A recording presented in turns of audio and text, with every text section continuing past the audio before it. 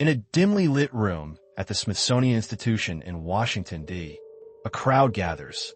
Behind a thick pane of glass, under carefully calibrated lights, it glows, a soft, hypnotic blue, like a shard of frozen moonlight. The Hope Diamond, at just over 45 carats, is not the largest diamond in the world. But few gems have captivated the human imagination quite like this one. Its color, an intense violet blue, is rare, born of trace amounts of boron deep within the earth.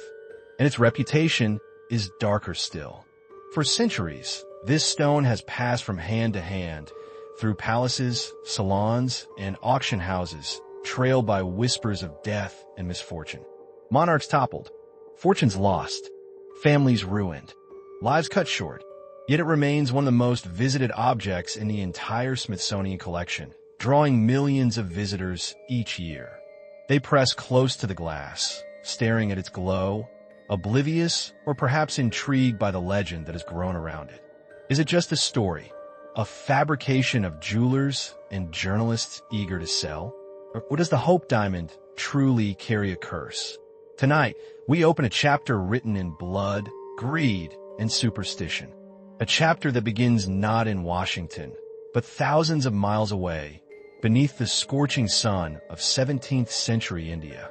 The story of the Hope Diamond begins in the Golconda region of India, a place that once produced the most coveted diamonds in the world. Among the dry hills and muddy rivers of what is now Telangana, miners worked the fabled Kollur mine, digging by hand into the earth, sifting gravel for the rarest of stones.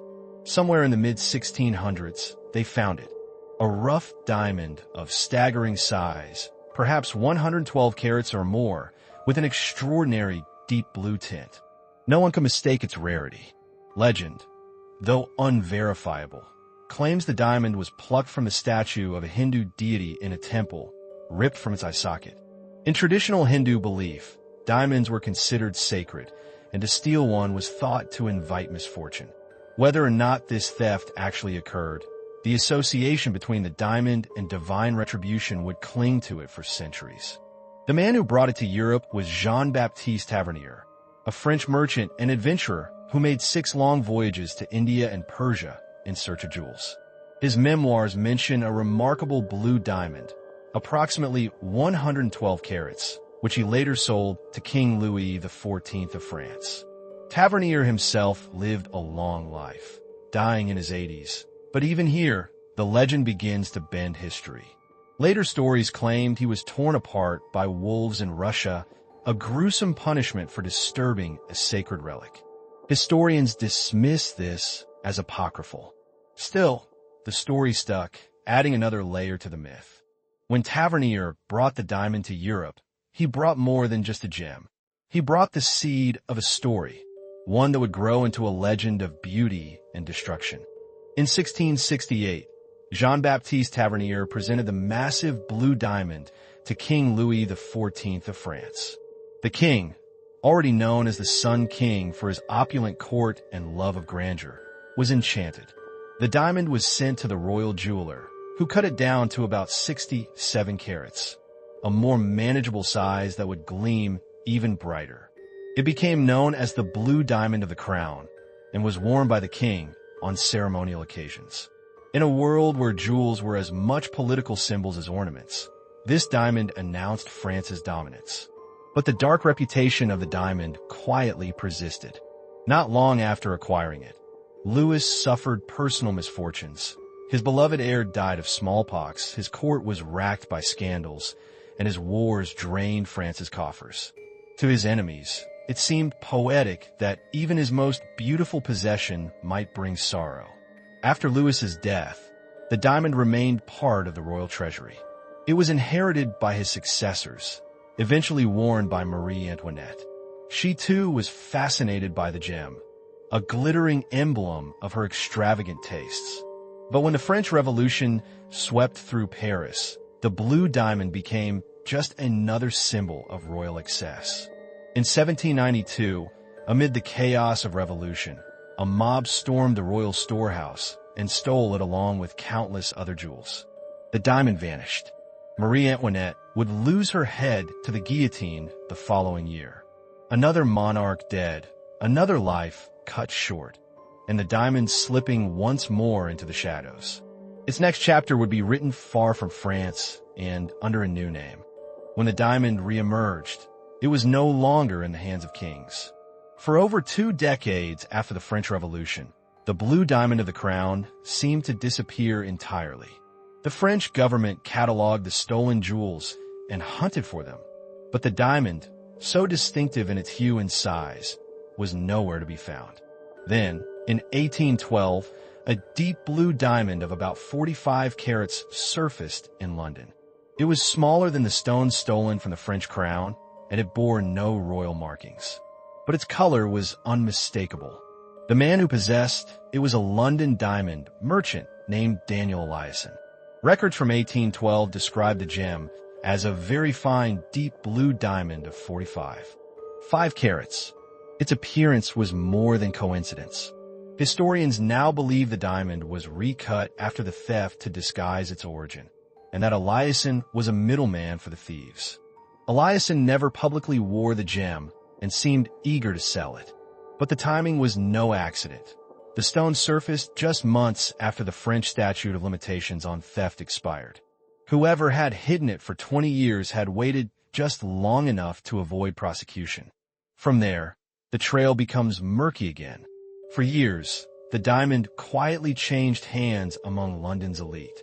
At some point, it was acquired by Henry Philip Hope, a wealthy banker and gem collector.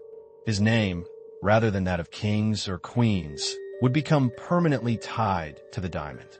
It was Hope's name that transformed the legend. Where once it was known as the French blue or the blue diamond of the crown, it now became the Hope diamond.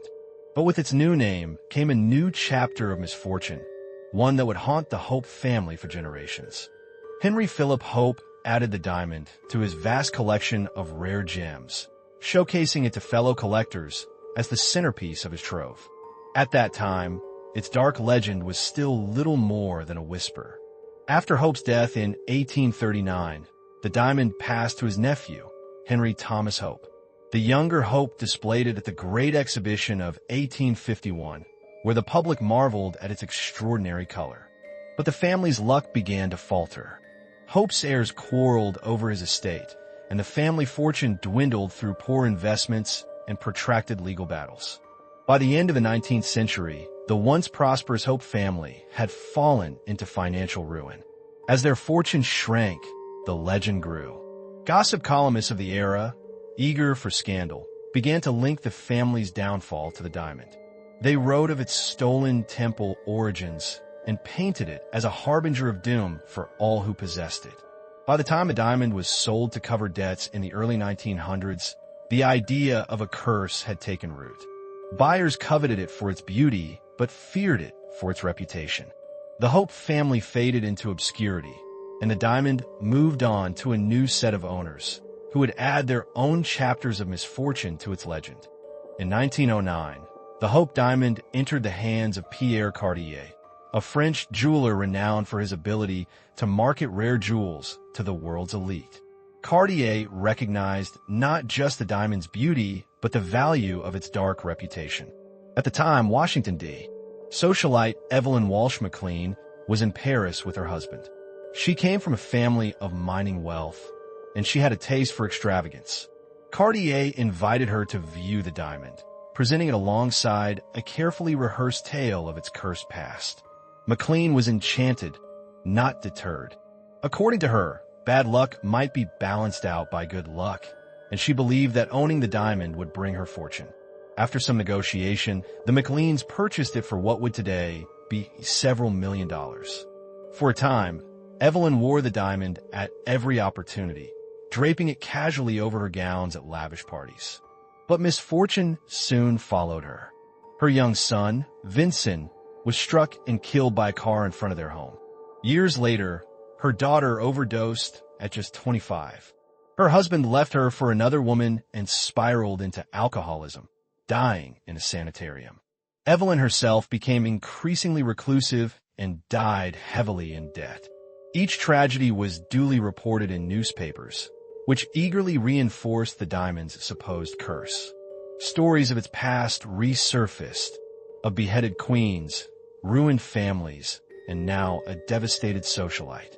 But even in her darkest years, Evelyn refused to part with the Hope Diamond. To her, it was a companion as much as a jewel, a strange constant in a life of turmoil.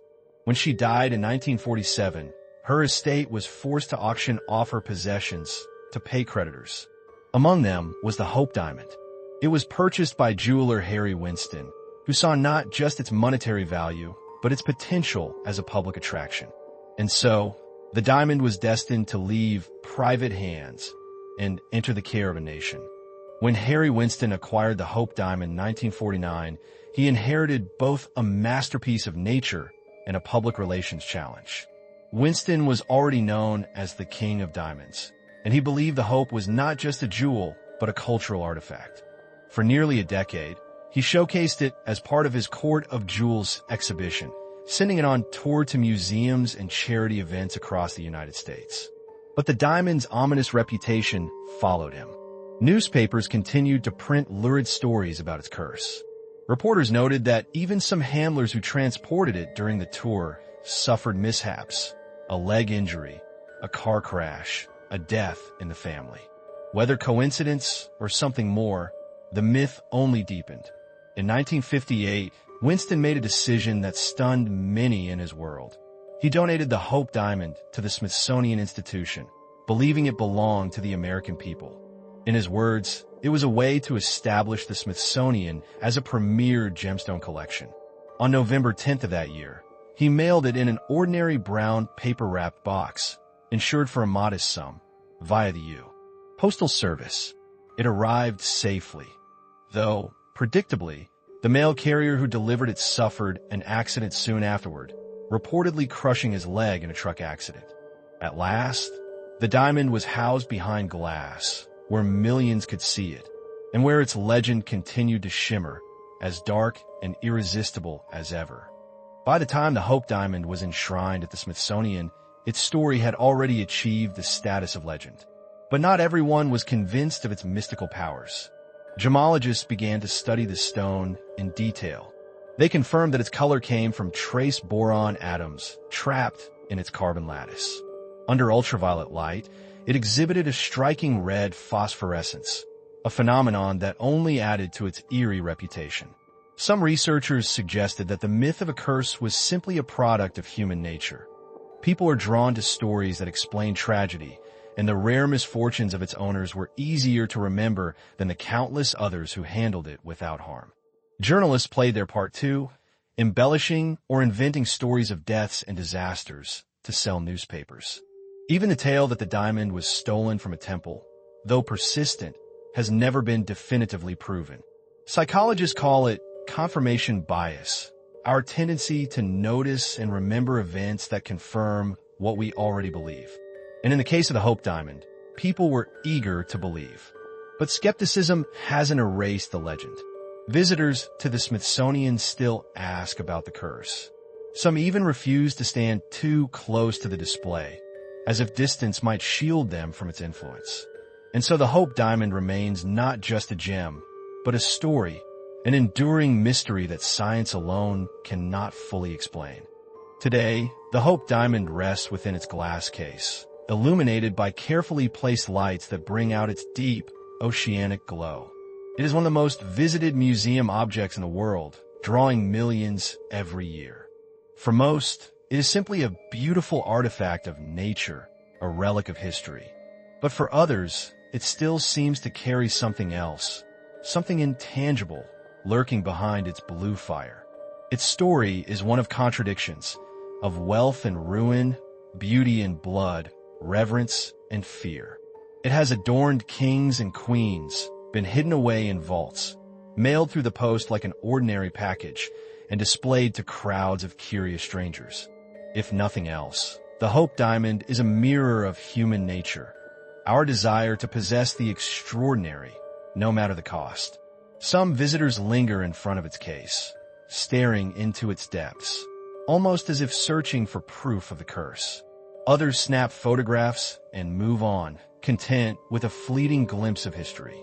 But a few walk away uneasy, glancing back as though the diamond might still be watching them, its legend following quietly behind. Is it truly cursed?